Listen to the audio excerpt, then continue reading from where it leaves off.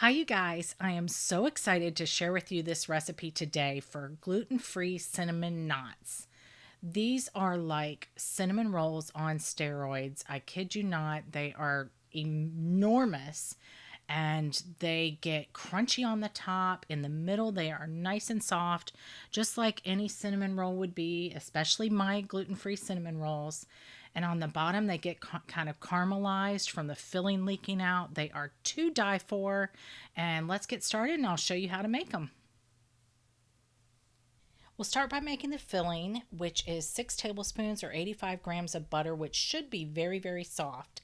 Unlike mine here, which was not very, very soft, but you need it really, really soft, along with 2/3 a cup or 133 grams of light brown sugar and 2 tablespoons of ground cinnamon. Set this aside until we're ready to use it. This is my gluten-free sweet dough, and it's just out of the fridge. It's nice and cold, which is the best time to knead this and shape it out. I'm not going to go into detail how to make the dough here.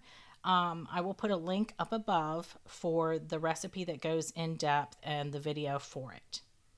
So we're going to knead this dough until it's smooth, and you can see here the texture that it's supposed to be. I have had some people say that they get a very sticky, very loose dough, and it's almost impossible to shape. Something somewhere went wrong if you have a very sticky dough, because this is how your dough should look. So go back through the recipe. It's either in the bread flour blend itself, and that's my guess, or in the recipe for the dough. So knead this until smooth, just like this, adding more flour as necessary. And then we're going to roll it out into about a 14 by 12 inch rectangle. And it'll be roughly half an inch thick. So once we get it there, we can spoon the filling over the top, and then we'll use an offset spatula to really spread that nice soft filling all over the dough. And now we're going to take the top and we're going to fold it like 1/3 of the way down, and then the bottom, and fold that 1/3 of the way up, almost like you're folding a letter. And now we'll take a knife and cut this in half, and then we'll cut each half into thirds for a total of 6. If you wanted to make 12 rolls, you would just use the full amount of dough, and then you'd have to double the filling. So now what we do to make these knots, they are really so cool. I'm just going to stretch and actually use my rolling pin, and very gently, I don't want to squish down on it. I just want to elongate it. So I'm using my rolling pin just to elongate it. And then I'm going to cut 2 notches, not cutting all the way through. As you can see, I'm leaving the top fold intact. And then I'm just going to braid it, just like you would braid like a regular hair braid. And now that you've got the braid, you just fold the top down and keep rolling, and there is your cinnamon knot. It is so cool, you guys. So once you have all of those shaped, grease your jumbo muffin tin. You can do this on a baking sheet, but you won't have those enormous rolls. So now cover them and let them rise until about doubled in size, almost doubled in size. See, they've risen very well here.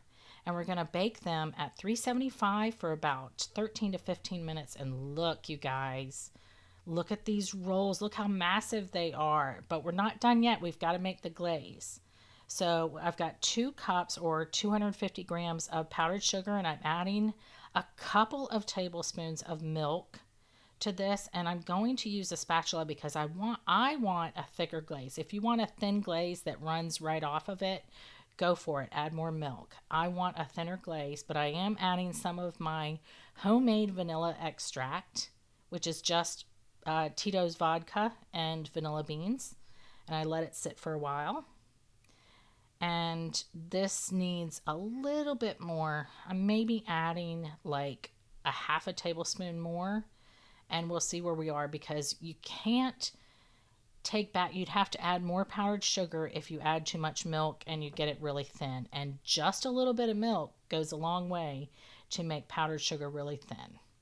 So this is a really thick glaze, and I'm dipping these in there, but I have to hang on to them because they will fall apart if I'm not careful.